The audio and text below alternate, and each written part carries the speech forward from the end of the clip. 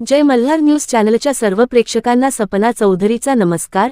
नंदुरबार जिल्ह्यातील अक्कलकोवा ग्रामपंचायत अंतर्गत असलेल्या शहरातील वार्ड क्रमांक 4 मध्ये गेल्या 8 दिवसांपासून पाणीपुरवठा ठप्प। अक्कलकोवा शहरी तालुक्याचे ठिकाण असतानाही पाणीपुरवठा होत नसल्याने नागरिकांना मोठ्या समस्यांना तोंड द्यावा लागत आहे। विद्युत रोहित्र बिघाडामुळे पाणीपुरवठा बंद झाला आहे, मात्र प्रशासनाचे दुर्लक्ष। नंदुरबार जिल्ह्यातील अक्कलकोवा ग्रामपंचायत अंतर्गत असलेल्या शहरातील वार्ड क्रमांक 4 मध्ये गेल्या 8 दिवसांपासून पाणीपुरवठा पूर्णपणे ठप्प झाल्याने नागरिकांमध्ये तीव्र नाराजी व्यक्त केली जात आहे।